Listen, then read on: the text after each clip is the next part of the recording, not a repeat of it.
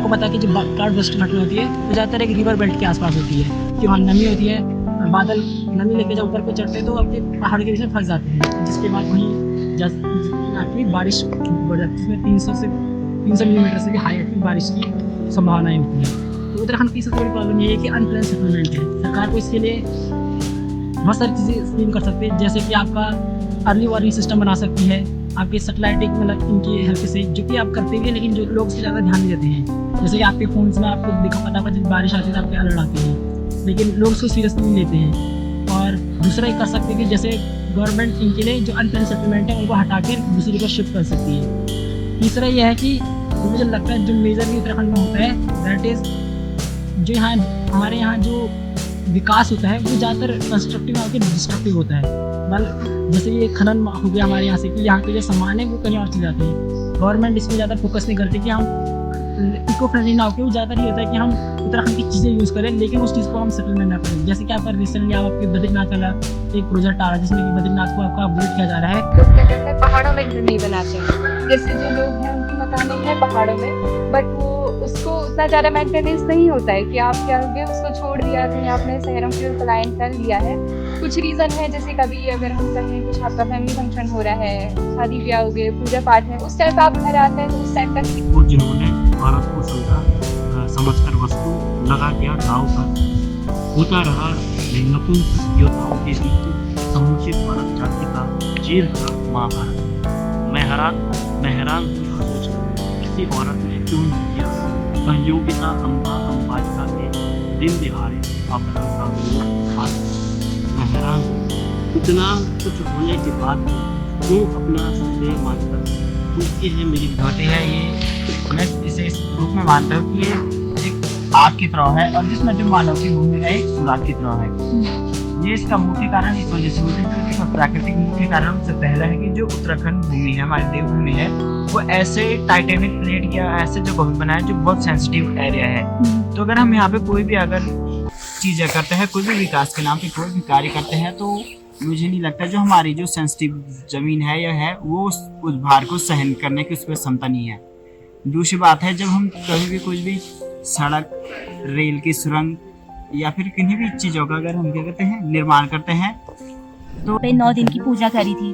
तो हुआ किसी के फैमिली में कुछ मतलब कुछ हुआ गड़बड़ वगैरह कुछ चली मतलब, तो उन्होंने उसका पूरा मतलब श्रेय मतलब हम लोगों के ऊपर डाल दिया करके इन्होंने मतलब वहाँ पे भी यही था करके कि लड़कियों को पीरियड होते हैं तो वो वहाँ पे पूजा करने गई अंदर, उन्होंने ये कर दिया वो कर दिया, जबकि मतलब हम लोग उस टाइम पे नहीं गए थे, उस टाइम पे हमारा मतलब मंथली नहीं चल रहा था, फिर भी हम लोगों ने पूरे मन से पूजा की। ईश्वर रचित कविता है जिसका शीर्षक है शिक्षक का उद्धार। बनकर पवन हर दिशा में ढूंढा, लेकर रूप नीर का हर कण को छाना, परुषाद आपसा इंसान न मिला। बनकर पुष्प हर तीर्थ में महसूस करना चाहा, लेकर रूप संत का हर मंदिर मस्जिद में पूजना चाहा, लेकिन सच पे आपसा पूजनीय भगवान न मिला। मानव से मिली मैं पर मानवता से न मिल सकी, गुणवानों से परिचय हुआ किंतु गुणवत्ता से पहचान न हो सकी। अच्छाई का पंछी जब दूर गगन में नजर न आया, भरोसा उठा जब इंसानियत से तो फल में भी रस न पाया। निराशा से नजर डाली मैंने मानवता की ओर, पूछा प्रभु से क्यों है ये हाहाकार हर ओर। क्षण भर में देव ने आपसे मिलवाया, कहा यही संभालेगा इस कच्ची रस्सी की डोर, यही करेगा घने अंधेरे में भोर, क्योंकि मानवता का मैंने इसी को अधिकार दिलवाया है। मकसद मेरा भी है जीवन में, या आपने मुझे बतलाया है। हारने लगी जब परिस्थितियों से तो रास्ता आपने दिखलाया है।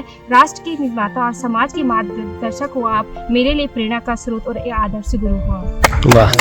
स्वरचित पोयम सुनाना चाहती हूँ जिसका शीर्षक है पानी की आवाज। पानी बोलता नहीं फिर भी कह जाता है, हर बूंद में जीवन का राज सुना जाता है। पानी की सरसराहट बताती है, शांत रहो फिर भी असर डालो। बहना सीखो मगर शोर मत करो, राह खुद बनती है मंजिल खुद सोचे जो।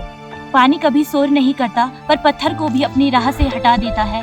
शांत लहरें सिखाती है गहराई की बात, ऊपर सुकून भीतर ताकत यही है बात।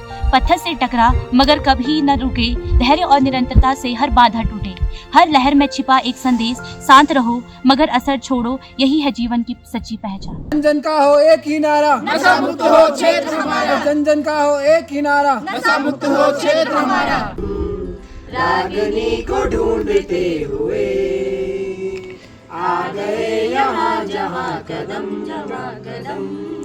जिंदगी को ढूंढते हुए।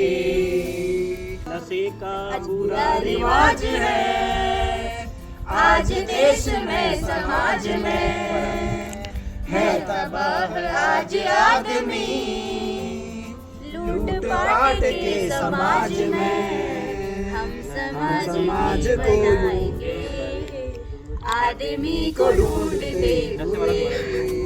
नशे का बुरा रिवाज है आज देश में समाज में है तबाह आज आदमी, लूट पाट के समाज में हम समाज को बनाएंगे, आदमी को ढूंढते हुए।